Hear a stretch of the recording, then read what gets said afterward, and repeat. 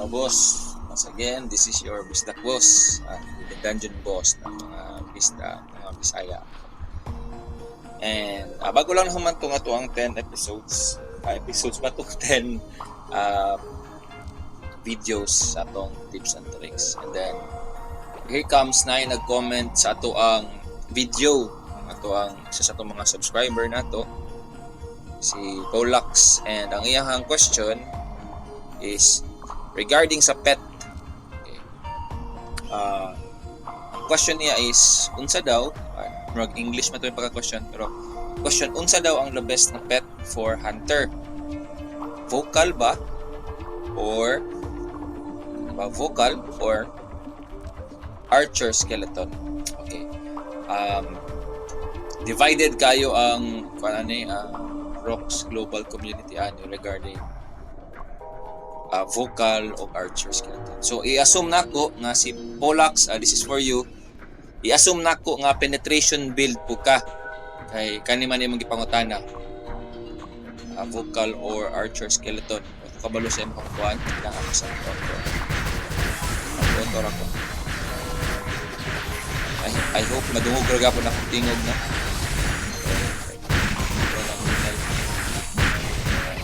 Background. Okay, kasi madungog ra man kuan siguro. Ay, tara. Okay. So i-assume nako Polax nga penetration build ka kay kung ako yung pa-istorya ko, basta gani sa Rocks Global and you are a critical build, wag dilaing better pet yoyo yun. Yoyo. Labaw na kung yoyo nga fantasy, pag din natin mga loy na yoyo. Okay? So i-assume nako nga si Polax is hunter penetration build, which is mo'y kuang karon mo'y nakita nako shall I say murag meta siya sa sa hunter community.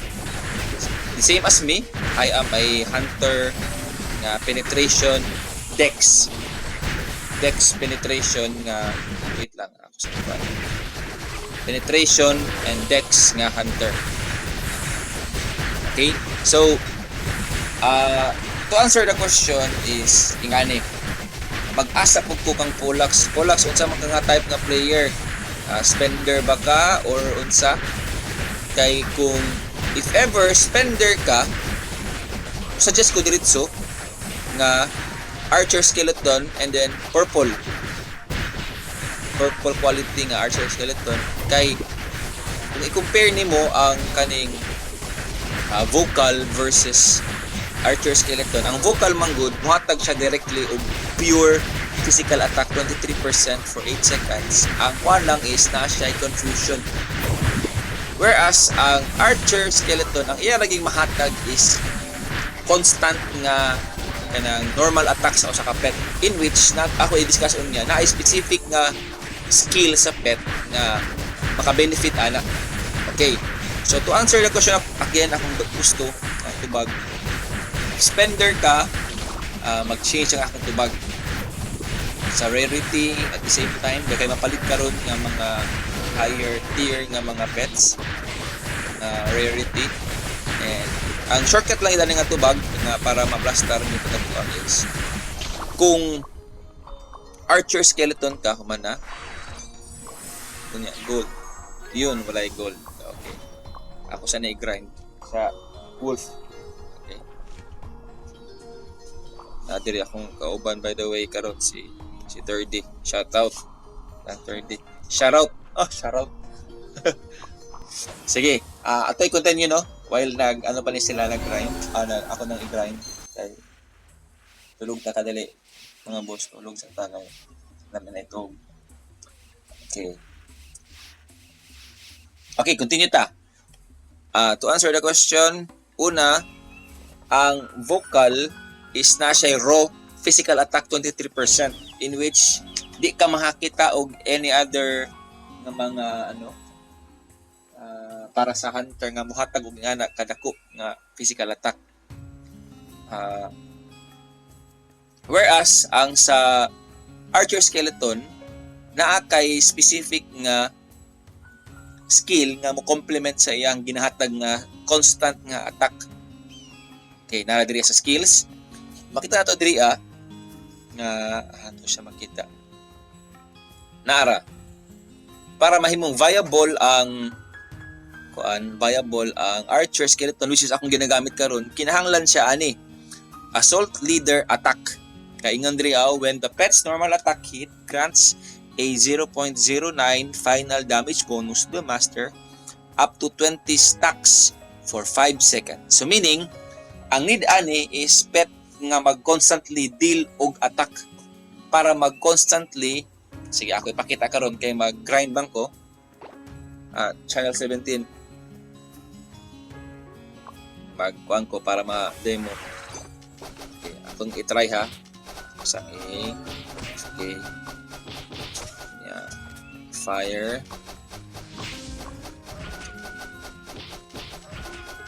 Okay. Maybe mag-converter ko kay mag-grind ko. Okay, ako lang ipang-sulti to doon. Ako gagamit ko fire converter. Pati nakabaka na ako doon. Then, gagamit ko din ko og fire arrows. Para lang makita sa mga 6 siguro.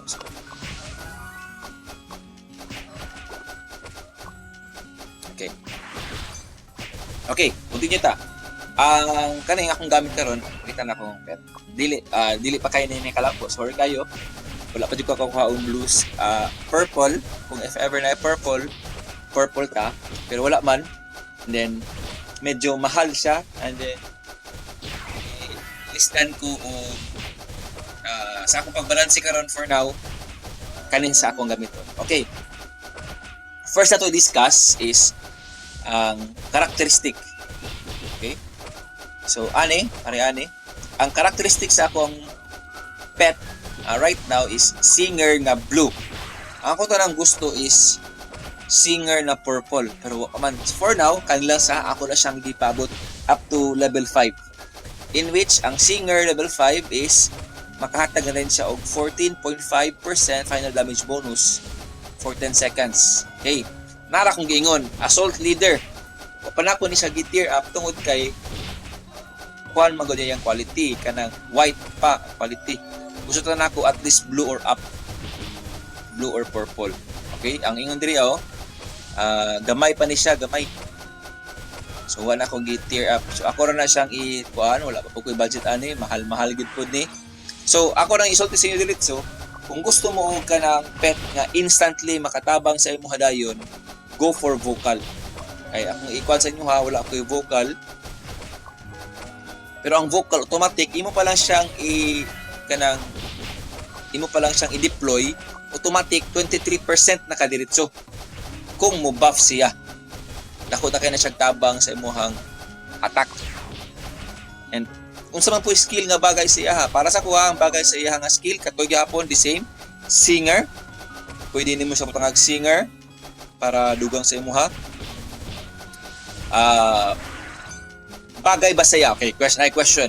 Bagay ba siya hapod ang assault leader attack? Kaya ningon man ko gaina nga pag mag-continuous lang yung attack kay mudako na dayon ang iyahang final damage bonus to master. Okay. To answer the question, ang tubag, dili effective. Why? Na special trait manggod si Archer Skeleton nga ang iyaha ang pet's normal attack grants 6% final attack speed, stack up to 50 stacks for 6 seconds. In short, kanira ang one of the I think mura gini siya sa akong paminaw. Kay range man gyud ning Archer Skeleton. So kaya niya mag-deal og constant nga attack sa mobs nga imong ginatira. And then tungod kay mag-deal siya og constant nga attack sa mobs, so mupaspas ang attack speed ingon diri So dili gid maundang ang iyahang attack niya sa mga mobs or sa kalaban for PvP. In short, siya gid ang bagay aning hato. Balik ko to. Hato. Assault leader attack. Kay need manggod siya og within 5 seconds makatira na. And remember nga si Vocal, I think si Vocal is Vocal. kalbo. I think si Vocal is dili nga nakapas pa sa attack speed. I don't know kung unsa ba ni siya, range ba ni siya or ano si Vocal, range ba ni siya or melee, kalimot ko, pero dili nga nakapas pa siya ng attack speed, dili constant nga musaka ang increment or di musaka ang katong stack sa unsa ni siya, stack sa ni assault leader attack. So in short, kung gusto ka og archer skeleton, go for assault attack. Better if purple. By the way, ang kaning isa ka kuan ako character kaning si Patamon is ano siya, nani siya purple quality nga pet. Oh, kachamba ni siya pero healer ni siya. Naglibog na pug ko unsaon eh. So ako na po nang balansyon. By the way, na ako lang iklaro kanin siya nga istorya nako is para ni sa mga hunter penetration build. So ang atong choices ani sa hunter penetration build is Vocal kung gusto kag purely na attack pero na chance nga confusion, makaya ra na siya kung naka level 70 nga set, armor set. Akong ibalik ako ni kuan para lang na mo'y big picture. Level 70. Okay, akong basa. I don't know kung mo pagyapon, kung basahon nimo ni Moonlight nga stack ko. Every 6 seconds, remove negative statuses and grants immunity to negative statuses magina or status for 2 seconds. So in short, every 6 seconds daw mag-debuff ka na ay debuff and immune. So in short, kung nag-confuse ka, mag-debuff. Okay nga na. So I think complement ni siya para sa Vocal. If Vocal ka. So akong balik ko no, if Vocal ka, pwede ra basta magkuang kag level 70 nga set nga armor and then use Singer. I think what nailain nga ako nakita nga bagay, dili gid bagay ang assault leader attack, sayang ra. Mas maayo siguro kung dunga nga na lang dayon nimo og unsa pa kaytong lain ani. Katong tabang sa katong matulog lazy for survivability gito napit nga nara lazy na noon, sleepyhead nara di ay pakatabang po ni siya. Okay, the pet will sometimes sleep and heal, pwede ni siya matabang for survivability. Pero kung pure damage yun ka, Singer ra gyud ako nakita nako na one for now. Okay, and maybe kani size modifier kani pwede nimo magamit. Okay, ana ako balik ko na if Vocal, Singer, and pwede gyud dayon sleepyhead for for survivability. Next, if archer skeleton ka, go for kato na dayon assault leader attack. Pwede po ka maka-Singer. Okay? Nindot po dang Singer. Ani niya. So siya gid ang makapakinabang aning duha. Assault leader ug Singer dako na kay nag-boost sa imong final damage bonus. And then pwede po dayon ka mag-sleepyhead para survivability. Okay. Next, pet. Maybe Yoyo. Kaning Yoyo, straightforward kay ning Yoyo. Dili po di siya pwede og kanang bakbakan. So the same ako maakuan, Singer gihapon and sleepyhead. Mura gihapon akong ma-add ani. Natoy isa ka. Okay, ako lang ning ikuan pod add.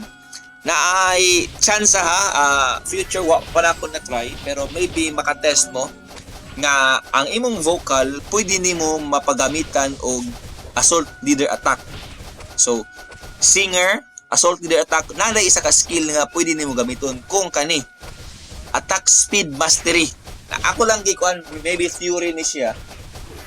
Kay kung paspas ang attack speed sa imong monster, basig maapas niya tong basin lang paki-comment ninyo kung nayo naka-try.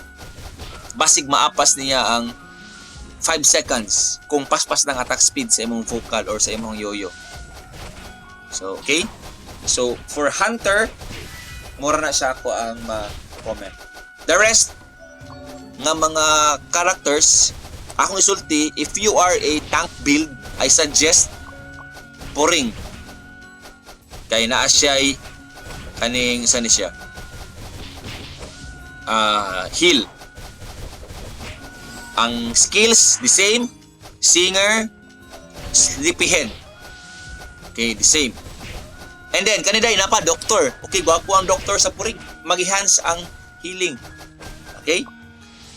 Nako nakita palain nga better sa mga tank. This is Swordsman and mga priest, full support nga priest kani. Poring or kani. Ako ning ginahuna-huna ni. Ali din na mauday man to. Naatoy pet nga makahatag og movement speed. Movement speed ng pet. Man to na pet.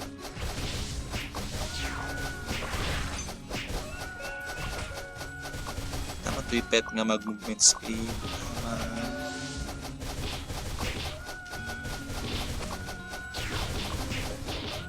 Kung kamo na lang pangita, natoy pet nga makahatag og movement speed.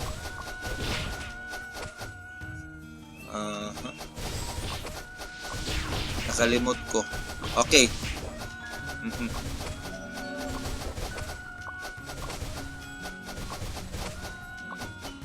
Ever makita ninyo ay nako ninyo. Ay wa na ko nakita. Okay.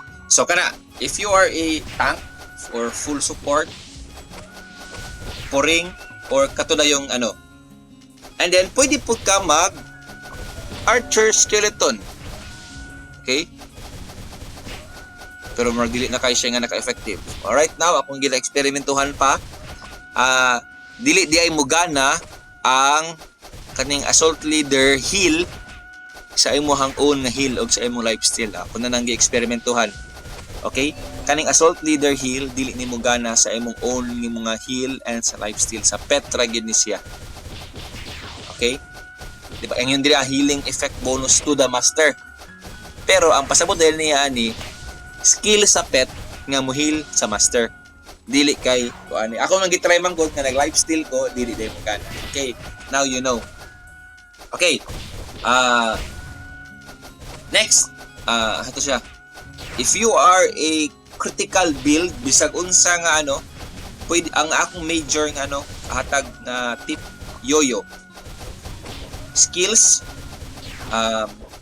Singer the same and Sleepyhead. Pero dili gito gamit tong tisingin din niyo to experiment tong Assault Leader attack og attack speed mastery. ASPD mastery. Ambot lang bro, di na magana gyud sa yoyo. Hinay ni mo hapak ng yoyo.